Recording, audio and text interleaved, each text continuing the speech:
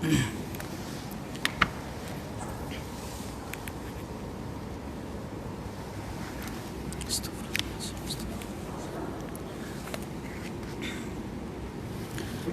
samil alim minasyaitonir rajim.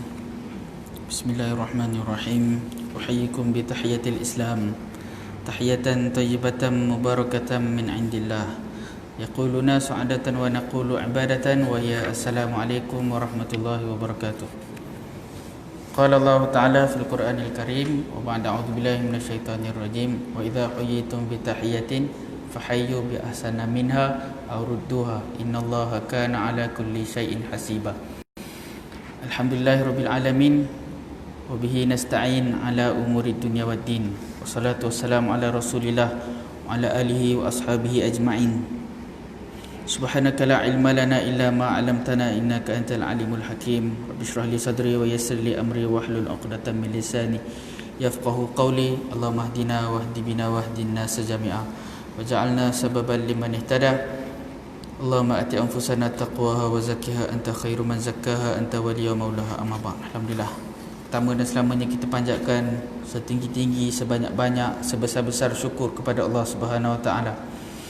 Selawat dan salam ke atas junjungan besar Nabi Muhammad sallallahu alaihi wasallam yang dikasihi, yang dimuliakan Al-Fadil Tuan Haji Pengerusi, Tuan Haji Azman, Al-Fadil Ustaz Imam Diraja Stakbat, barisan datang kuasa masjid, pimpinan-pimpinan masyarakat, tuan-tuan guru muslimin dan muslimat. Mudah-mudahan kita semua dirahmati dan diberkati oleh Allah Subhanahu wa taala. Kita sambung perbincangan kita.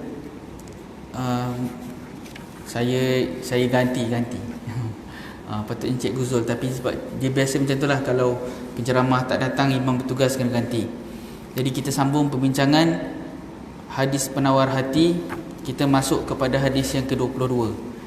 Mungkin ialah bila kita bincang ni tak sempat nak cover kan ada yang dah beli buku, mungkin ada yang dah ada bukunya. Tak apalah, nanti tuan-tuan balik, tuan-tuan baca balik. Buku-buku ataupun hadis-hadis ni dia memang penawar bagi hati kita. Tawar macam mana supaya fokus hidup kita ni lebih tertumpu. Kan? Kita tahu hidup kita ni macam mana yang sepatutnya kita jalani. Orang yang beriman, dunia berada di dalam tangannya. Saya suka ungkapan ni. Ungkapan ni saya pinjam daripada orang yang pernah saya jumpa, saya dengar sebelum pada ni. Dia kata apa? Orang yang beriman ni, orang yang benar-benar takut pada Allah ni, dunia berada dalam genggaman dia. Maksud apa dunia berada dalam genggaman dia? Dia buat sehabis baik dunia dia. Dia kawal dunia dia. Bukan dunia mengawal dia, tapi dia mengawal dunia. Dia menentukan dunianya. Dia maksudnya dia tidak bergantung kepada dunia, tetapi dunia bergantung kepada dia. Dunia berada di dalam genggaman tangan dia, tapi dunia tidak singgah ke hati dia. Maksudnya dunia tidak membekas, kan? Ini orang yang hebat, orang yang beriman. Orang Islam kena macam tu. Orang Islam dia kena jiwa besar. Orang Islam kena bercita-cita besar. Dunia ni dijadikan apa? Dunia ni dijadikan ladang akhirat. Hadis yang sebelum ni kita bincang pasal jauhi 7 pembinasa, 7 perkara yang menghancurkan ataupun 7 dosa besar. Dan kita juga bincang sebelum pada ni golongan yang dihalang dari meminum air telaga Al-Kautsar. Hadis yang ke-23, kita masuk hari ini pada hadis yang ke-23. Kenapa neraka yang dipilih? An Jabir radhiyallahu an qala Rasulullah sallallahu alaihi wasallam, mathali wa mathalukum kamathalir rajuli aw qada naran faja'ala al-janadibu wal firashu yaqa'na fiha wa huwa yadhubbuhunna anha wa ana akhidhun bihujazikum anin nar wa antum tuflituna min yadai. Rawah Muslim. Wa an Abi Hurairah radhiyallahu anna Rasulullah sallallahu alaihi wasallam qala kullu ummati yadkhuluna al-jannah illa man aba. Qila wa man ya'ba ya Rasulullah? Qala man ata'ani dakhala al-jannah wa man asani faqad aba. Rawahul Bukhari. Daripada Jabir radhiyallahu anhu berkata, Rasulullah sallallahu alaihi wasallam bersabda, perumpamaan aku dan perumpamaan kamu adalah seperti seorang lelaki yang duduk berdekatan unggunan api. Maka banyaklah belalang dan rama-rama yang menjatuhkan dirinya ke dalam api itu.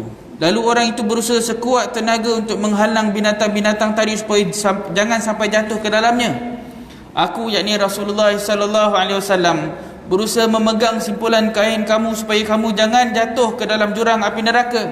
Namun banyak di kalangan kamu yang masih juga hendak melepaskan diri daripada peganganku. Hadis riwayat Muslim. Dan dalam hadis yang lain, riwayat daripada Abu Hurairah radhiyallahu anhu, Rasulullah sallallahu alaihi wasallam bersabda, semua umatku akan masuk ke dalam syurga melainkan yang enggan. Sahabat merasa heran lalu bertanya, ya Rasulullah, siapa yang tidak mahu masuk syurga? Rasulullah sallallahu alaihi wasallam menjawab, barang siapa yang taat kepadaku berarti dia masuk syurga, dan barang siapa yang menyalahi ajaranku maka orang itulah yang tak mahu masuk syurga. Hadis riwayat Bukhari. Umat Islam adalah umat yang dirahmati Allah Ta'ala, dan Nabi Muhammad sallallahu alaihi wasallam adalah bergelar Nabiyyur Rahmah, Nabi yang menyampaikan kasih sayang. Kenapa Nabiyyur Rahmah? Utusan yang membawa kasih sayang. Sebab apa? Islam ni agama yang selamat dan menyelamatkan. Tugas Nabi Muhammad SAW untuk menyelamatkan manusia.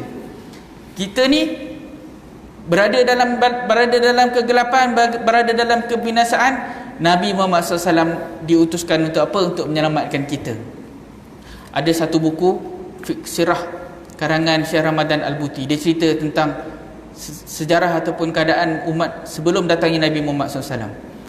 Orang Islam jauh daripada agama, Kristian dengan Nasrani dengan penyelewengannya, Buddha dengan penyelewengannya. Kalau kita kaji betul-betul, memang ada yang mengatakan bahawa Hindu tu ada ciri-ciri agama Islam dalam tu. Diceritakan tentang utusan, diceritakan tentang mengesakan Allah ataupun mengesakan Tuhan, dan macam-macam ajaran yang lain ni sebenarnya dia memiliki persamaan. Tapi lama kelamaan bila para nabi dan rasul telah diutuskan, maka umat ni makin lama makin sesat. Lalu datanglah Nabi Muhammad SAW untuk apa? Untuk tunjukkan kembali agama yang benar, kan? Dan setiap zaman akan diutuskan seorang mujaddid yang bertujuan untuk apa? Untuk ajak kembali kepada agama, membetulkan balik salah faham manusia terhadap agama, dan fokus utamanya untuk selamatkan manusia daripada kebinasaan. Nabi Muhammad SAW membawa rahmat bagi sekalian alam. Sebelum Nabi SAW diutus ke dunia ni, seluruh alam adalah hidup dalam suasana jahiliah yang tidak mengenali nilai dalam kehidupan.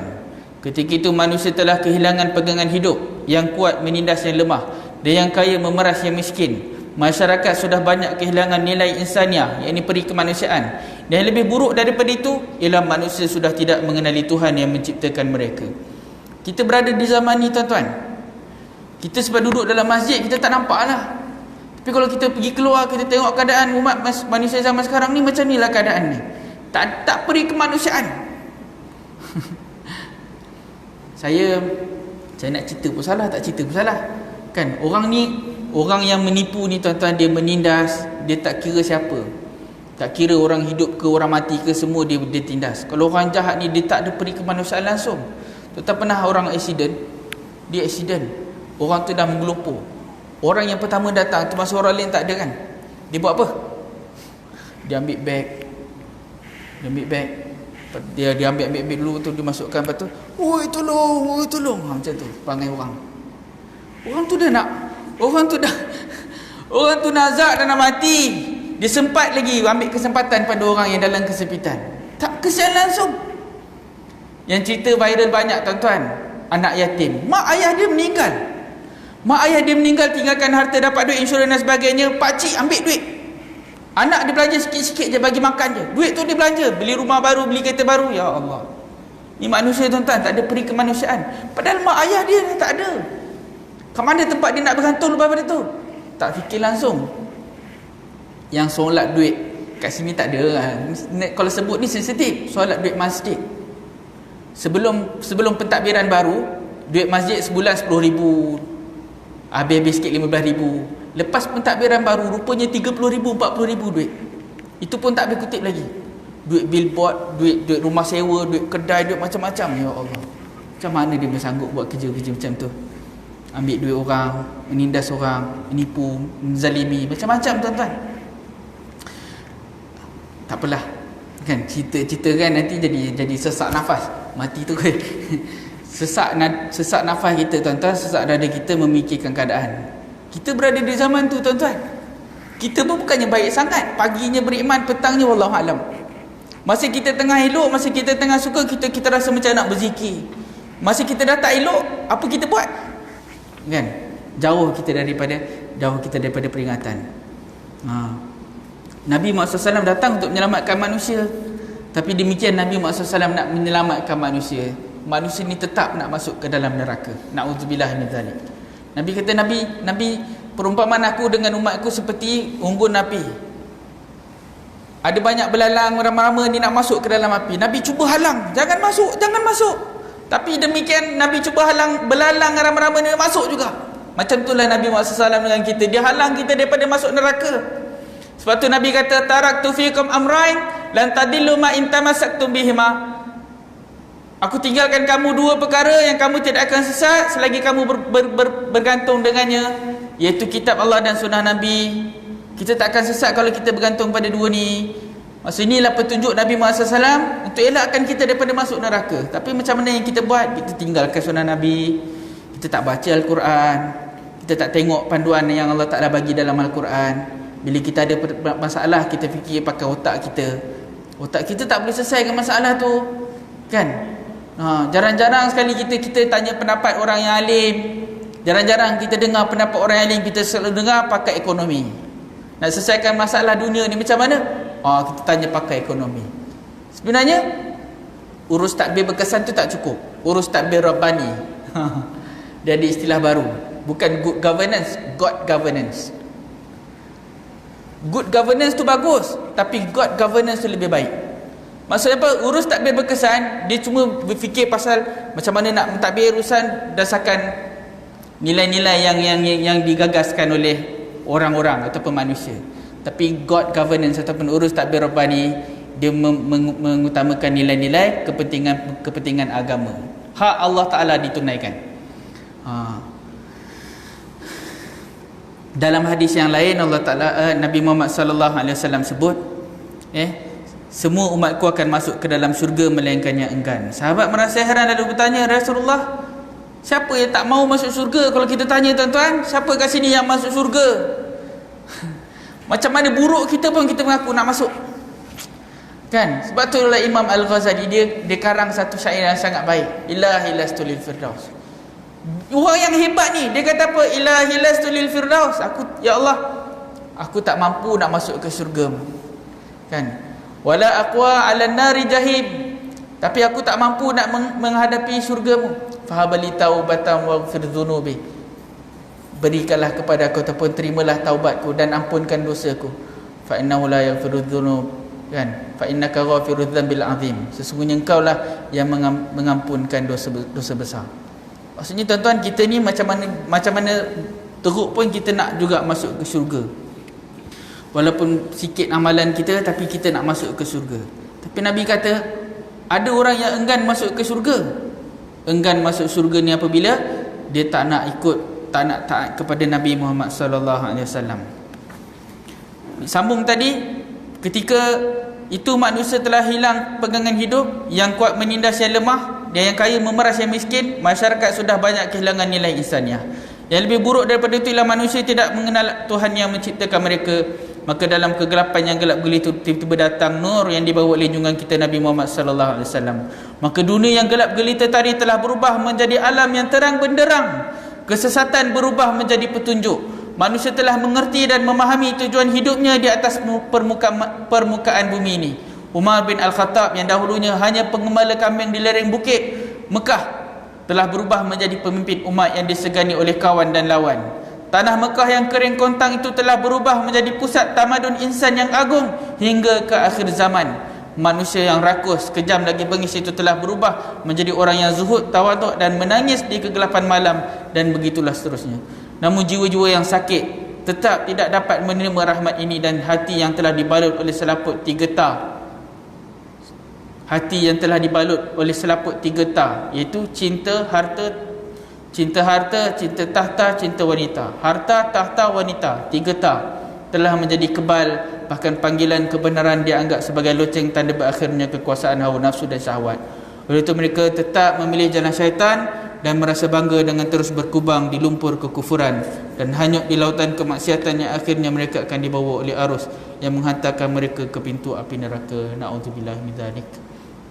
Tuan-tuan, kalau kita nak selamat, kita tak boleh selamatkan diri kita je, kita kena selamatkan orang lain sekali. Semua yang di sekitar kita ni kita kena selamatkan. Sebab tu Allah Ta'ala sebut, qu anfusakum ya ayyuhallazina amanu qu anfusakum wa ahlikum nara. Jagalah diri kamu dan keluarga kamu daripada api neraka. Maksudnya apa tuan-tuan? Maksudnya kita kena ajak kita dan keluarga kita untuk sama-sama masuk ke syurga. Destinasi terbaik dalam hidup kita ni tuan-tuan, destinasi yang terbaik dalam hidup kita ni ialah syurga. Matlamat yang paling hebat, matlamat yang paling agung ialah syurga. Syurga ni maksudnya apa? Syurga ni maksudnya redha Allah. Kan? Kita masuk syurga dengan amal, tapi dengan rahmat Allah Subhanahu Wa Taala, dengan kasih sayang Allah. Jadi kita kena kejar rahmat dan kasih sayang Allah. Kita kena kejar keredaan Allah. Kita kena bawa keluarga kita semuanya untuk kenal Allah. Hari ini tuan-tuan, kita tak boleh salahkan orang, kita kena salahkan diri. Kita pujuk diri kita, kita cabar diri kita untuk buat sesuatu untuk agama. Untuk buat sesuatu untuk agama. Apa sumbangan kita untuk agama? Apa sumbangan kita untuk masyarakat? Apa yang kita boleh buat untuk bantu ubah keadaan kita dan keluarga kita dan orang lain? Kita tak boleh tengok orang lain buat kerosakan macam tu je. Tak boleh kita biarkan benda tu berlaku depan mata kita tanpa kita buat sesuatu. Paling tidak status Facebook, status yang baik-baik, ada peringatan kita forwardkan, kita panjang-panjangkan. Kalau ada perbincangan yang lara, kita berhenti. Jangan kita sokong. Ada kawan saya bagi tahu, dia kata ada satu grup ni tuan-tuan, dia grup tukar-tukar pasangan. Pelajar-pelajar dia tukar-tukar pasangan. Grup yang lara-lara, grup yang bukan-bukan, macam-macam. Jadi sampai kat kita tuan-tuan, sampai kat kita berhentikan. Kita kena cut. Orang tak peduli, orang tak nak ikut, tak apa. Sebab itulah tuan-tuan, mentadbir bumi dengan Islam ni bukan maksudnya kita jadikan semua orang Islam. Bukan kita paksa semua orang masuk Islam. Tak boleh. La ikraha fid din. Tak ada paksaan dalam agama. Tapi jadi macam mana tuan-tuan? Jadi li'la'i kalimatillah, supaya kalimah Allah ni yang paling tinggi. Dema tak terima, dema tak nak masuk Islam, tak apa, tapi dema terima Islam. Nabi Muhammad SAW dekat Mekah, Nabi minoriti. Nabi tak dapat nak tegakkan Islam. Tapi dekat Madinah masih lagi minoriti, tapi majoriti terima Nabi Muhammad SAW. Maksudnya maksud tu, Nabi Muhammad SAW perintah Madinah dalam keadaan masyarakat majmuk. Ada Bani Nadir, ada Bani Qanuqa, orang Yahudi. Tapi mereka terima Islam, mereka boleh tunduk pada Islam. Ini yang kita nak. Kalaupun kita tak boleh nak paksa semua orang Islam, tapi kita boleh jadikan atau kita boleh buat supaya manusia semua sekali terima Islam. Terima cara hidup Islam.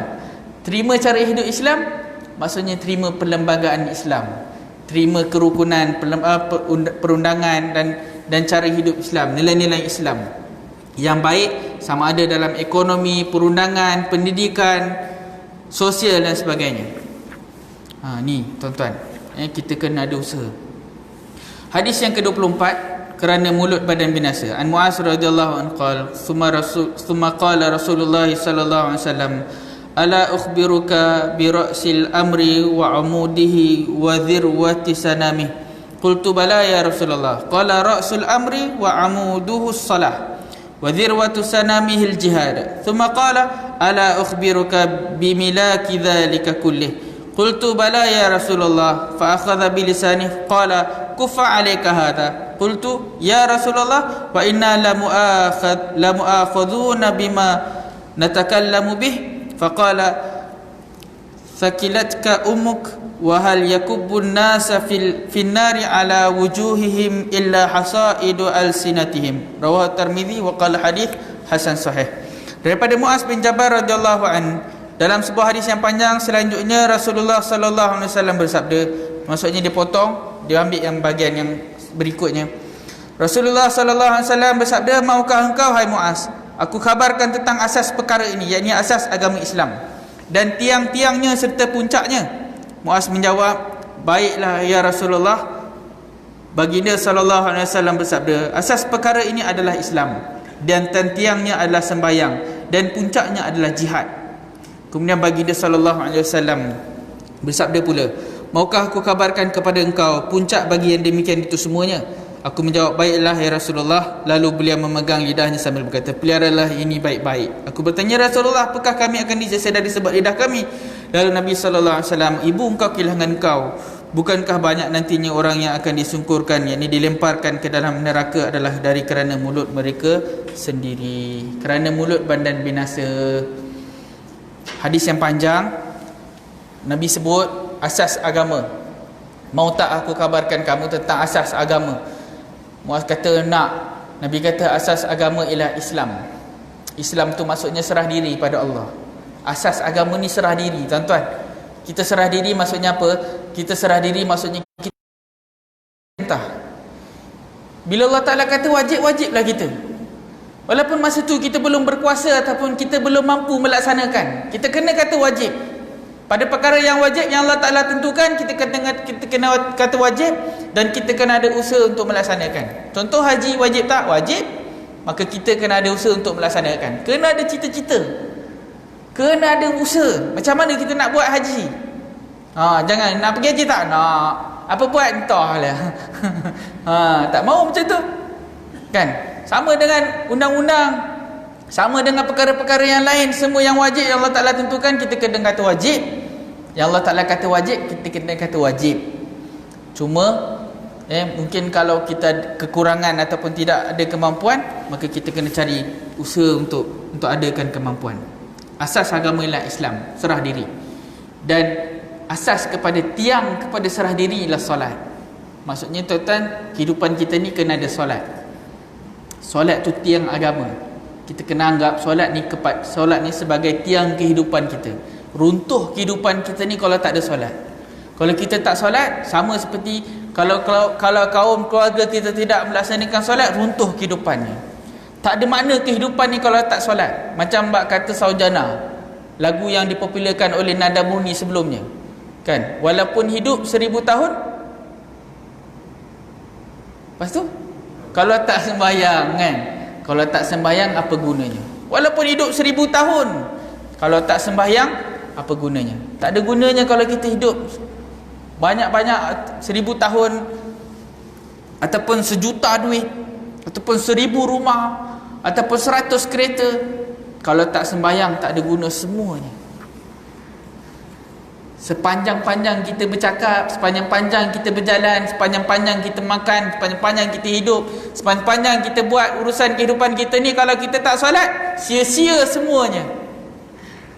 Kalau kita banyak berzikir, kita banyak puasa, banyak baca Al-Quran, tapi tak solat, sia-sia semuanya. Kan? Dan puncaknya ialah jihad. Jihad ni apa maksud jihad? Jihad ni ada banyak. Jihad melawan hawa nafsu. Musuh paling besar kita bukan Islam. Sebenarnya musuh paling besar umat Islam ialah nafsu. Kerana nafsulah umat Islam ni tak bersatu. Kerana nafsulah umat Islam ni masih bertelagah.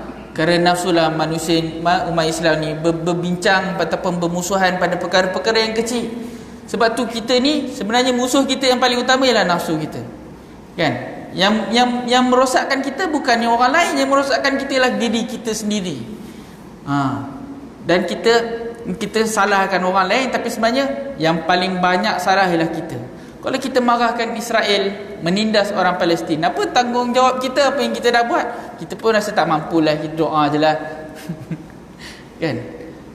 Daripada dulu 20 tahun 30 tahun kita doa je lah. 20 tahun 30 tahun doa je, tak ada nak buat apa-apa langsung. Tak ada sedikit usaha yang lebih besar pada tu. Tak ada. Kita doa daripada dulu sampai sekarang, kita doa aja. Susah, kesian dia kena doa lah. Kan? Sebenarnya masa tu kita telah kalah dengan nafsu kita, tak nak berusaha. Kita patut tingkatkan keupayaan, kekayaan, kemajuan, kehebatan umat Islam, pendidikan umat Islam, ekonomi umat Islam, jati diri umat Islam, keizahan umat Islam. Tapi umat Islam masih dipandang lekeh, masih dipandang biasa-biasa je. Tak tertarik orang bila tengok umat Islam. Kalau dia mau belajar Islam, dia mau tertarik. Bila tengok orang Islam, dia mau tak tertarik. Maksudnya apa? Maksudnya lemah kat kita. Itu dia jihad. Lalu Nabi sallallahu alaihi wasallam sebut, maukah aku kabarkan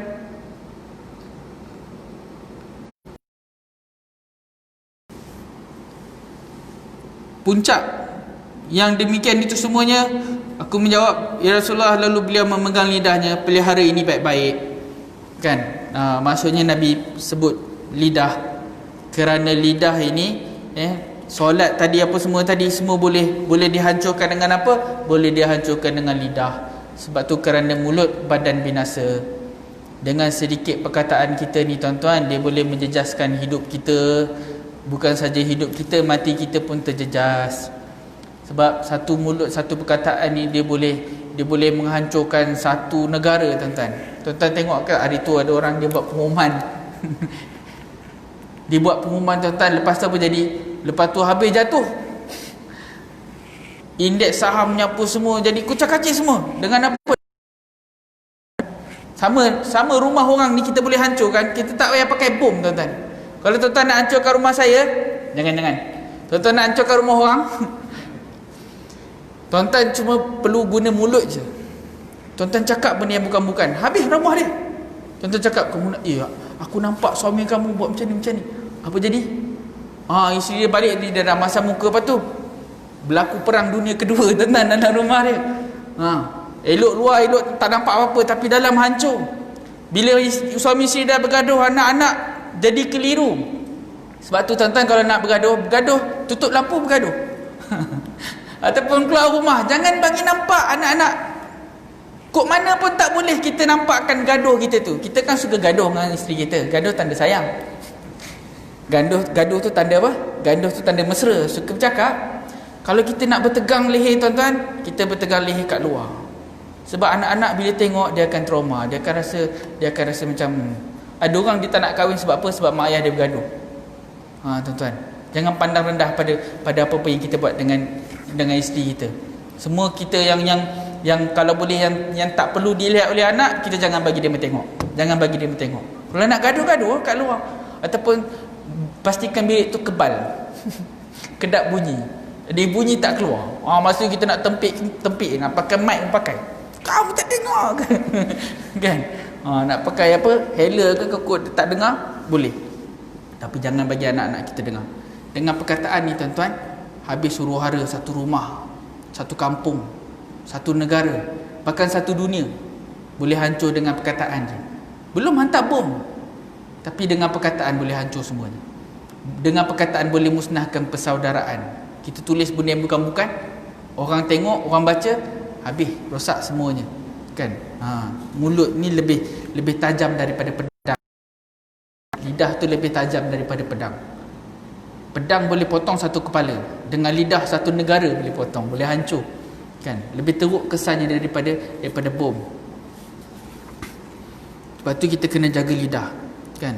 Lidah ni terlalu sulit untuk dikawal. Maksud dibatasi penggunaannya. Kerana ia mempunyai ruang yang sangat luas sekali. Cakap apa nak cakap. Kita boleh cakap apa nak cakap. Orang cakap, kita boleh kelentong. Tuan-tuan pernah tengok orang yang kelentong? Ya Allah, memang pakar dia kelentong. Langsung tak berkedip mata dia. Ada orang ajar, kan? Orang ajar, kalau nak tengok orang yang kelentong ni, dia cakap lain. Biasa-biasa dia cakap lain, tapi masa dia nak kelentong, dia cakap lain. Sama ada dia kelip-kelip mata dia ke, ataupun mata dia jadi macam ni. Betul. Biasa tak cakap macam tu, tapi sebab dia nak yakinkan apa yang dia kelentong, dia cakap betul. Kadang-kadang orang pegang hidung, betul. Pegang telinga, garu-garu kepala, itu tanda dia kelentong, kan? Tapi ada orang dia kelentong tak ada gaya langsung. Tak ada kedip-kedip macam tu juga. Dia dah makan belum? Dah. Padahal belum. Dah. Kan? Awak buat ke? Tak ada, saya tak buat. Tak ada perubahan. Kalau detect dengan mesin menipu tu, hampir tak ada perubahan. Tuan-tuan tahu tak macam mana mesin menipu tu detect orang yang menipu? Dia kesan dekat nadi. Mula-mula dia tanya soalan, awak ada berapa orang anak? 4. Maksudnya getaran tu sama. Getaran sama 4. Isteri dia berapa? 3. Dia jadi lain. Sebenarnya isteri dia 4, dia kata 3, kan? Di mesin tu je dia gelombang tu lain. Ini ada masalah ni. Kenapa dia tak sebut? Maksudnya mesin menipu tu dia kira daripada getaran. Orang yang pandai menipu ni getaran dia sama. 4, relax je. Kan? Bukan saya. Tak ada silap. Tak ada apa? Tak ada perubahan pada mesin gelombang. Mesin tu pun boleh ditipu oleh orang yang kuat menipu. Kalau macam kita ni tak biasa menipu. Kalau menipu je berpeluh. Saya ada anak murid kan. Saya tahu dia yang buat. Saya tanya. Saya nak bagi dia mengaku juga. Tapi saya tak hukum lah lepas tu. Sebab dia tak mengaku, saya tak hukum lah. Saya lepas lah. Saya tahu dia yang buat. Bila saya tanya dia muka dah pucat. Peluh dah keluar. Tapi dia masih tak mengaku. Maksudnya dia tak pandai menipu. Kalau orang yang pandai menipu, dia peluh tak ada, dia relax je. Kan? Itu dahsyat. Lidah ni tuan-tuan bahaya. Boleh tipu orang, boleh buat macam-macam. Lidah tidak akan dapat dikawal kecuali dengan hanya kekuatan iman yang ada di dalam dada. Sebab orang tak tahu kita cakap ni, orang tak boleh nak tentukan. Zaman sekarang memanglah orang boleh check. Kita cakap, check. Tengok CCTV, tak ada. Kan?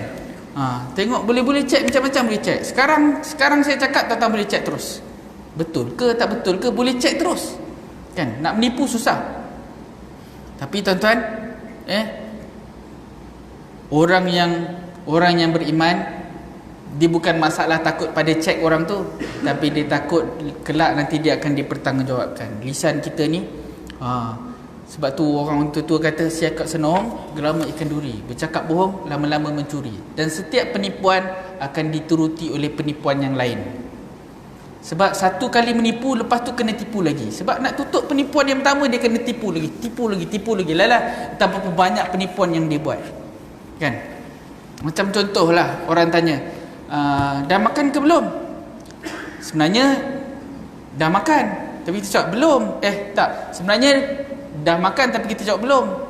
Sebenarnya belum makan tapi kita jawab dah. Kan? Dah makan ke belum? Dah. Makan apa?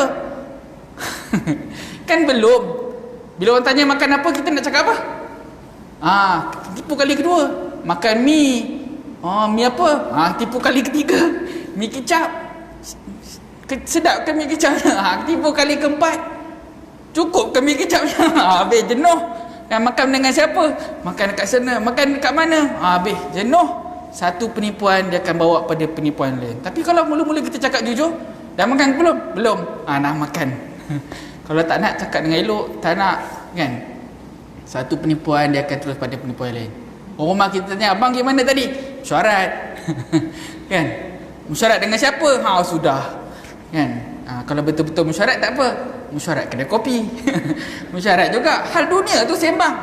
Kedai kopi ni semua urusan dengan Amerika, Syria, kan? Sejarah 30 tahun dulu, sejarah 30 tahun akan datang, semua sekali macam-macam. Sukan, politik, ekonomi, sosial, hiburan, semua ada. Mesyuarat dia. Mesyuarat kedai kopi. Jadi satu penipuan dia akan bawa pada penipuan yang lain. Sebab itulah orang-orang yang motivasi ni dia cakap, antara kunci kejayaan sebuah keluarga, jangan ada penipuan. Berlaku jujur. Kalau ada benda-benda, elok jangan berahsia. Kalau nak rahsia, kita cakap siang-siang. Saya ada benda ni rahsia, saya tak nak beritahu. Kan? Saya pergi tempat ni, saya tak nak beritahu awak saya pergi mana. Saya tak nak beritahu awak saya jumpa siapa, saya tak nak beritahu. Awak tanya macam mana pun saya tak nak cakap. Cakap macam tu. Dan tujuan saya rahsiakan adalah untuk keselamatan kita bersama. Kan? Maksudnya dengan jujur. Kalau jujur selamat. Kalau tak jujur jenuh. Tadi abang pergi mana? Lepas tu nak kena tipu, lepas tu nak kena selidik, lepas tu dia tengok, FB sekarang ni GPS pun boleh track tuan-tuan. Kalau orang rumah kita pakar, jenuh. Dia boleh tengok kita telefon ni kat mana. Kenapa sampai ke Seremban ni? Kan? Contoh boleh detect. Jadi jangan menipu. Apalagi ni hadis ni tuan-tuan ancaman. Banyak mana amalan. Tapi kalau lidah kita tak jaga, termasuklah menipu, mengumpat dan sebagainya. Banyak mana amalan, tapi kalau lidah kita tak jaga, kan? Boleh menghancurkan, membinasakan semuanya. Lidah ni kita tak mampu nak tanggung kesan daripada lidah ni. Termasuklah apa yang kita tulis, termasuklah apa yang kita forward. Kita tak mampu tanggung kesan dia. Satu kita forward, 100 orang baca, 100 orang ni 50 je forward. Jangan 100, 50 je forward. 50, 500 lagi. Kembang-kembang lagi, lalas juta semua orang tahu. Hasil daripada apa? Hasil daripada tangan kita satu forward. Sejuta tu boleh kita minta maaf? Tak boleh. Tak sempat kita nak jumpa orang, kita nak kata ni sorry palsu, ni palsu, ni palsu. Hai, jenuh. Baik kita semak dulu ataupun kita berhati-hati dalam tutur kata kita. Jadi saya kira sekadar itulah tuan-tuan. Sekarang ni musim Covid dah naik balik. Apa pun kita teruskan dengan SOP kita, penjarakan fizikal kita, patuh. Siapa-siapa yang ada sejarah pergerakan ke tempat-tempat yang yang ada wabak ni tuan-tuan, janganlah datang ataupun janganlah pergi ke tempat-tempat yang ramai, self quarantine dan sebagainya. Kita jaga kita, Allah jaga kita kan. Allah jaga kita, jaga kita. Allah je yang boleh jaga kita, yang pelihara kita ni. Jadi dalam keadaan kita cuba patuh, sentiasa patuh kepada perintah ataupun peraturan yang telah ditetapkan, sama-sama kita juga patuh kepada perintah Allah. Biarlah kalaupun kita mati dalam keadaan iman. Apa hal pun iman itu boleh menyelamatkan, insya-Allah. Jadi sekadar itu saja. Aqulu qawli hadza wa astaghfirullahal azim li wa lakum wa billahi taufiq. Wassalamualaikum warahmatullahi wabarakatuh. A'udzubillahi samil alim minasyaitonir rajim. Bismillahirrahmanirrahim. Alhamdulillahirabbil alamin wassalatu wassalamu ala asyrafil anbiya'i wal mursalin wa ala alihi washabihi ajma'in. Allahumma kshif 'annal bala wal waba wal fahsya ma la yakshifu ahadun ghairuk. Allahumma rabbana la tad'alna fi maqamina hadha dhanban illa ghafartah wa la hamman illa farajtah ولا ضالا إلا هديته ولا جاهلا إلا علمته ولا مريضا إلا شفيته ولا مريضا إلا شفيته ولا مريضا إلا شفيته ولا حاجة من حوائج الدنيا والآخرة إلا قضيتها وسرتها يا رب العالمين. ربنا عليك توكلنا وإليك أنبنا وإليك المصير. ربنا آتنا في الدنيا حسنة وفي الآخرة حسنة وقنا عذاب النار. صلى الله على سيدنا محمد وعلى آله وصحبه وبارك وسلم والحمد لله رب العالمين. تقبل الله منكم.